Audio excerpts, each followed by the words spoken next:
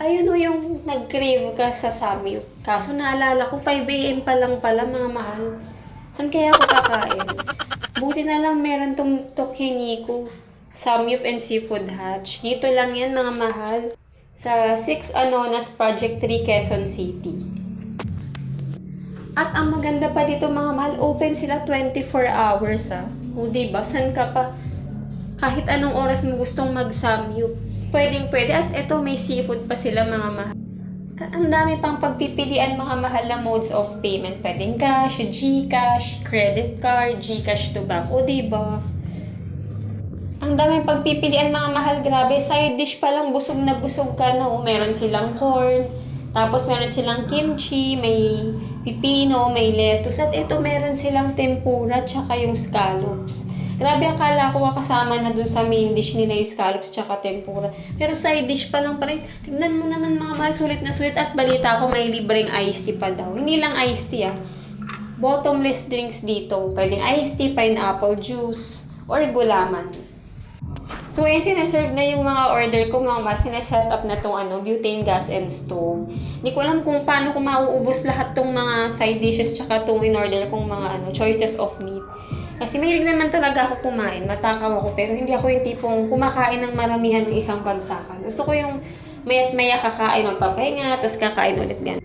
Ayun, syempre sana masulit natin yung ibabayad natin. Pero kung hindi naman okay na rin kasi ito palang unang sinerve sa akin, sobrang dami na. At eto mga malang bait ng crew dito kasi inasikaso nila ako agad. Birong isa lang naman ako pero hindi sila nagpakita na parang tinatamad sila. Hindi kagaya sa iba na parang inis na inis kapag may customer agad sila ng kakabukas lang nila or ang aga-aga.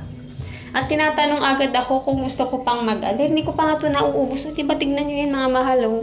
In-order ko pala yung chicken teriyaki, tapos beef with enoki, tsaka, ay hindi, pork with enoki pala itong mga mahal, tsaka spicy beef.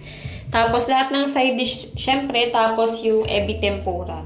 Yung scallops, hindi mo na ako kumuha. Siguro mamaya kung kaya ko pang kumain.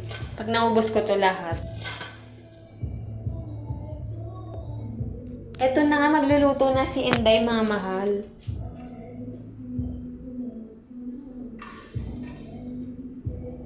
Ayun, nahihiya ako kasi tinitignan ako nung akala siguro wala akong pambayad. Char lang.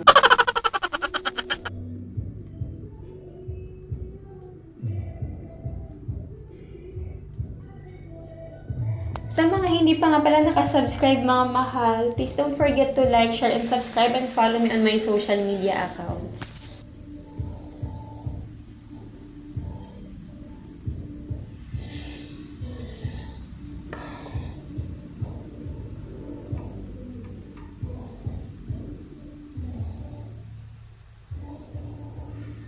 So, ayan mga mahal, malapit nang maluto yung meat natin. Talagang kinontian ko lang yung order ko, pero maraming pagpipilian ito kasi nga, pagka meron kang tira, diba? Merong extra charge. Siyempre, ayoko naman magbayad ng extra, tapos hindi mo na nga nakain yung pag-ayos, tapos mapapamahal ka pa. So, yan, malapit nang maluto. Mga mahal, maya-maya lang kakain na tayo.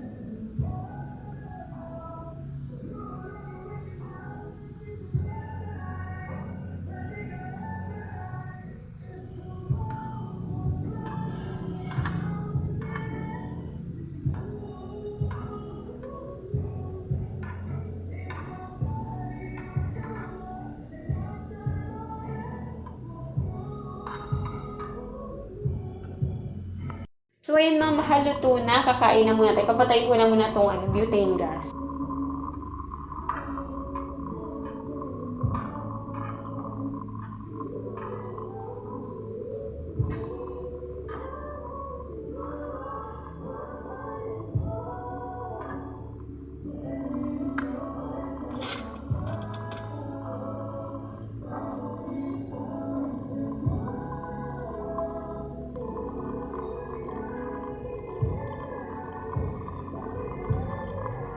Grabe, ang sarap mga mahal. Fresh na fresh yung karne. So, mamaya na uli ang koda mga mahal at kakain muna ako para makarami tayo dito.